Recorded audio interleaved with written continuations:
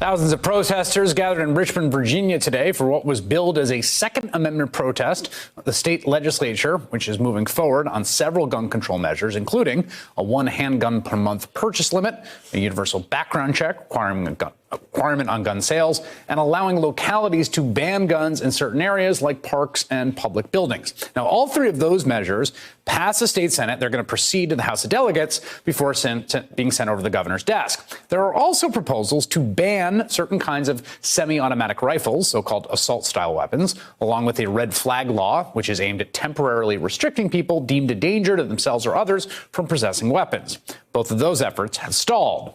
That, however, did not stop 22,000 people from turning out in opposition to these laws, and state officials were very concerned in the run-up to today's rally, hoping to prevent a repeat of the 2017 Charlottesville Confederate Monument rally in which a right-wing activist murdered a counter-protester. Concerns were so high, Virginia Governor Ralph Northam declared a state of emergency, banning weapons from the Capitol grounds. The good news is that no one got hurt today. No one discharged their weapon. That was partly, we should note, the result of what appears to be some very good law enforcement work last week, when the FBI nabbed several members of a violent white supremacist group called the Base, which, by the way, translates into Al-Qaeda in Arabic. This is a group that modeled their group after another terrorist group. Law enforcement officials say they planned on attending the rally and that they were in possession of a functioning automatic rifle.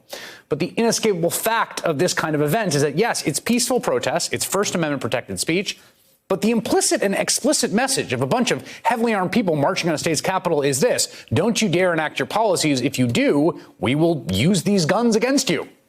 Joining me now is Will Sommer of the Daily Beast, who was on the ground at that huge rally today, and Vanita Gupta, former head of the Department of Justice's Civil Rights Division in the Obama administration. Will, since you were there today, let me start with you. What was the scene like today? Yeah, well, you saw it was quite a lot of folks and very heavily armed. I saw countless assault-style rifles.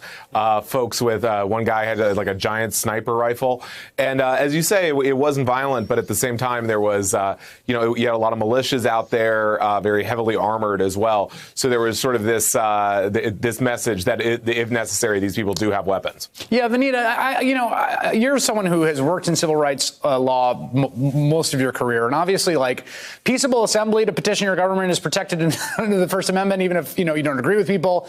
I guess I struggle with just the implied message of armed folks, and sometimes the explicit message is that we will use these if you try to enact your laws. I mean, I think there's no question when you look at those images and watch the TV screens of mostly white men marching armed to the hilt, the level of intimidation and fear that can stoke is terrifying. And actually, what the Virginia legislature did was enact the will of the people. But since our democracy has been overtaken and the NRA has an outside influence on so many state legislatures right now, thanks to actually a decision that the Supreme Court decided about 10 years ago in Citizens United. Tomorrow will be the 10th year anniversary. You've got this kind of smaller minority of folks that can come out and look like that and intimidate folks and go really kind of trying to intimidate also legislators from enacting the will of the people. Well, there were some groups that didn't come. I mean, there was fears about violent groups coming and actually starting something. This case of the FBI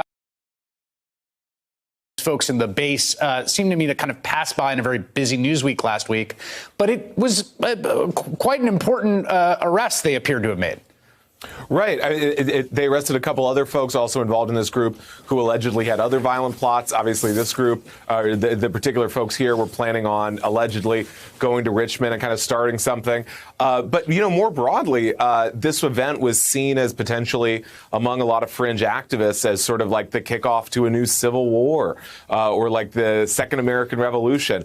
The group that even organized this rally, they posted a video saying this might start the Boogaloo, which is a sort of far-right term for a second civil war. So this is not just, obviously the Base is an outlier in terms of violence, but this idea of a second civil war and violence over these gun laws is pretty mainstream amongst the people at this rally. Yeah, that we're showing the scene. I have a dream of a Boogaloo, which of course is like a sort of wink, wink, nudge, nudge term for a second civil war, and also like a Martin Luther King reference in a pretty despicable way. Vanita, this sort of weird fantasizing about a second civil war, I have watched it in the last several years move from certain very fringy parts of kind of online right-wing culture towards more mainstream parts of right-wing culture.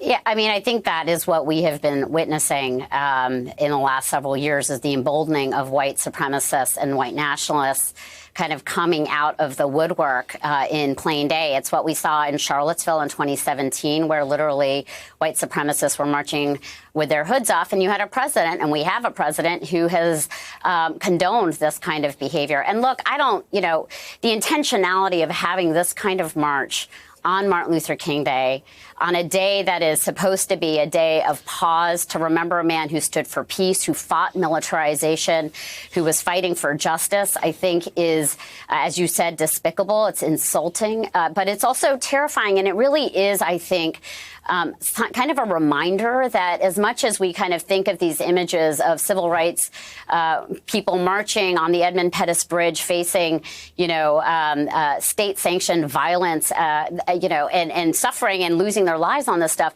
this is kind of a very evocative, I think, scary moment for us to kind of juxtapose these kinds of images with the kinds of images and the work that civil rights leaders are doing today. And I just think you can't forget it. Hey there, I'm Chris Hayes from MSNBC. Thanks for watching MSNBC on YouTube. If you want to keep up to date with the videos we're putting out, you can click subscribe just below me, or click over on this list to see lots of other great videos.